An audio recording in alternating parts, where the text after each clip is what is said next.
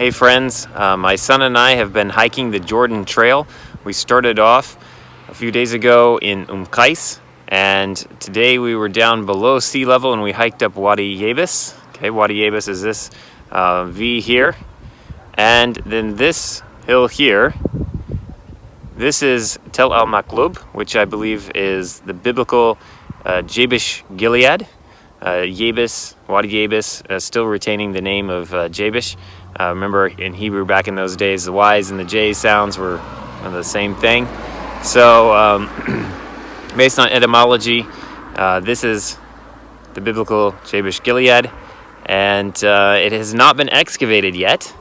Of course, here in Jordan, people are sometimes hesitant to excavate things that may have Israelite occupation there.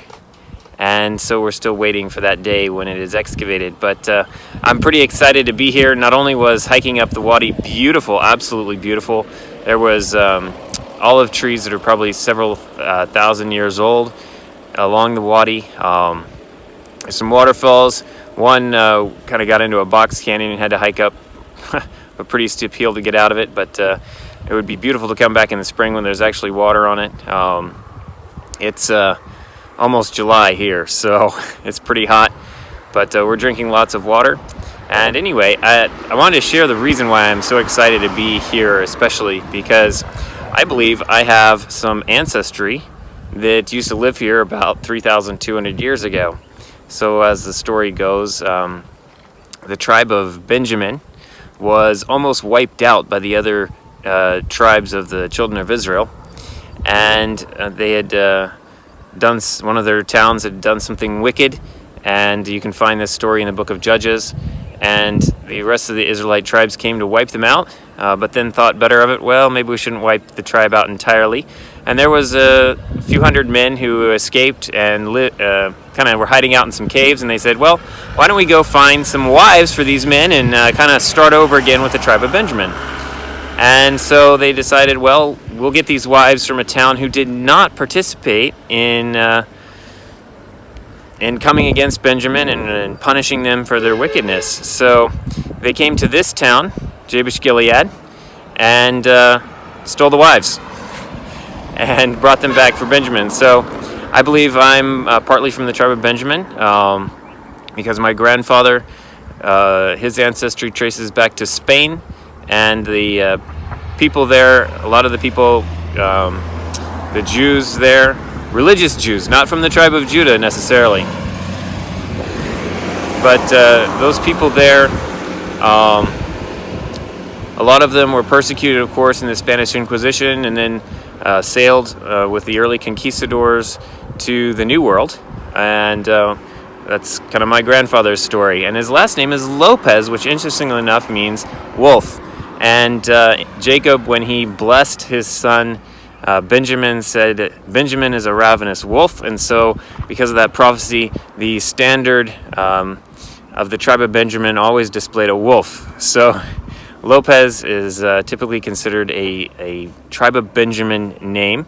And I think that maybe possibly one of the reasons why Benjamin left and went to Spain is so that they weren't wiped out again by their brothers, the Jews and the other Israelite tribes.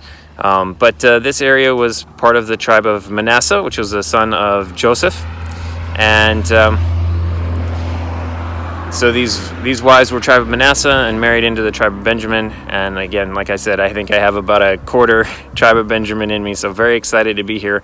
But I just wanted to put a disclaimer out there, because I do live in this part of the world and I know how sensitive some of these things are to talk about. And that is, just because my ancestors, or some of my ancestors may have lived here over 3,000 years ago, doesn't mean that I have any claim to this land. If I wanted to come back here and live, I would have to, like everyone else, buy a piece of land. And it is beautiful here. There's so much figs and pomegranates and other fruit being grown here. Absolutely gorgeous. And like I said, old, ancient olive trees down in the Wadi.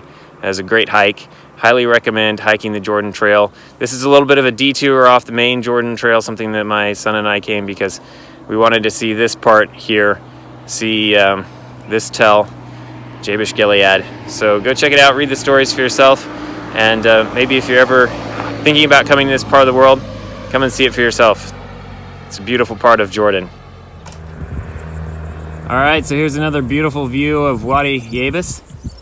And you can see the entrance of the wadi there, coming in through here. Right below my finger are these several hundred-year-old olive trees. They actually get older, deeper into the canyon. And then if you come up here to the right, you have the river down here at the bottom, and then this whole hill across from me. Not the tallest one, second tallest one. That is Tel al Maqlub.